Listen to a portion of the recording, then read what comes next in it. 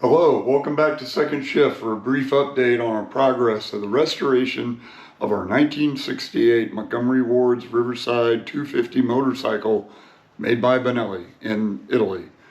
This week we made very satisfactory progress in getting the frame down to bare metal. It was a lot of fun, used a lot of different techniques, and we'll get into that later. But let's see where we're at on this. All right, let's take a look. I apologize if the lighting isn't too swift. I'm new to cinematography. Let's start at the headstock.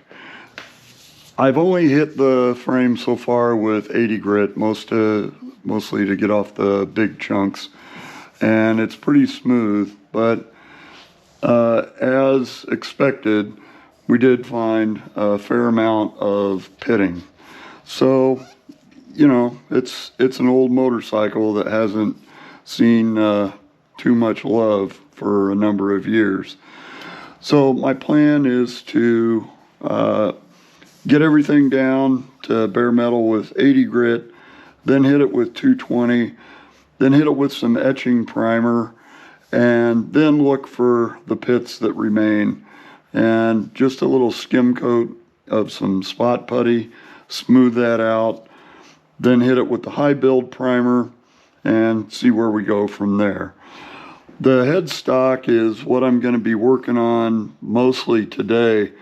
There's all these little nooks and crannies that just are really hard to get with any sort of power instrument. So this is just going to be hand finger work in here, getting all this stuff out.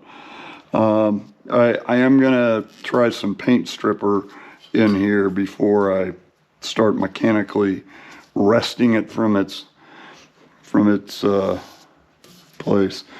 I think last time I mentioned that I thought there may be a crack in this. What would this be? A seat stay, perhaps? Back stay? I don't think that's what it is.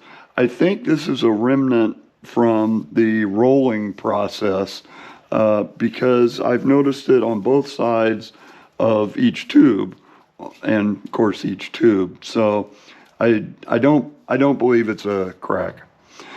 The battery tray was in really rough shape. I had considered taking a cutoff saw and cutting this thing off so could, you know, really clean it. After I worked on it a little bit, I don't think it's too bad. I mean, it's bad, but I think it's repairable and dressable in situ. What I've been doing in my free time is taking a file to the edges here and there, trying to, you know, smooth out the sides and so forth. This pitting that's on the back of this strap and right back here in the corner of the tray, of course, that's going to take some dedicated effort. But even underneath the tray where it welds to the tube, I've been pretty successful getting most of the paint and crud out of there. This, I guess, would be the seat stay. It's, you know, pretty typical.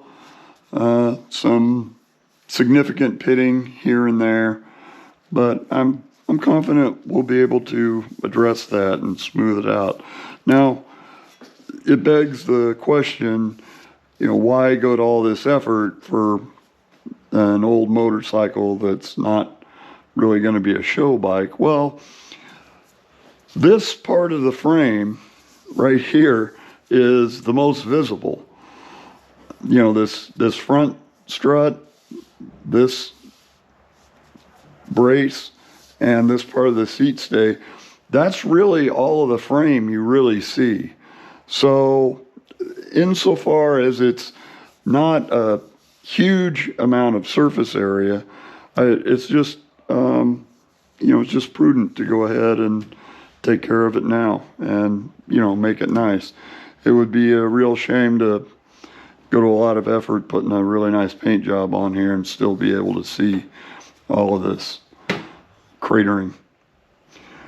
Let's take a look at some of the tools and techniques and fluids and semi-fluids and incantations that I've been using on this thing so far. Started the process with cordless power tools, cordless oscillating palm sander. With that, I'm using sheets of sandpaper. Start with 80, 120. I'll finish with 220. Random orbit palm sander works pretty well. Start with 80, come back with the 220. Just ordinary drill with a variety of wire wheels, brass wire wheels, large, medium, small, you name it.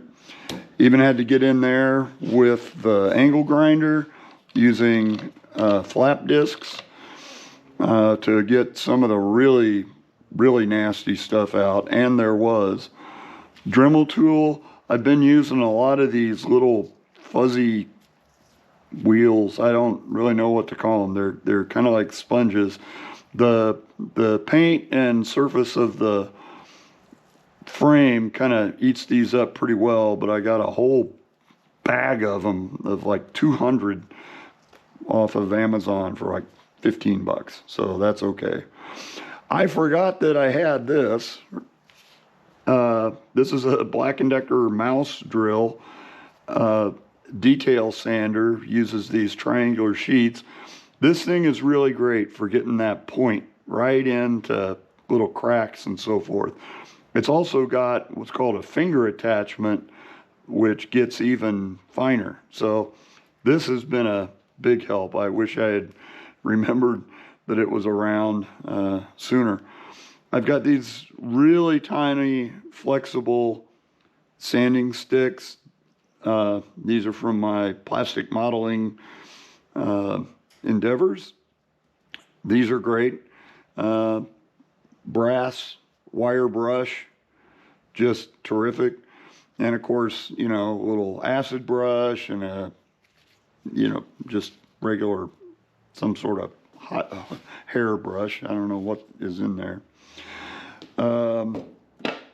Paint stripper works pretty good. I don't like using it.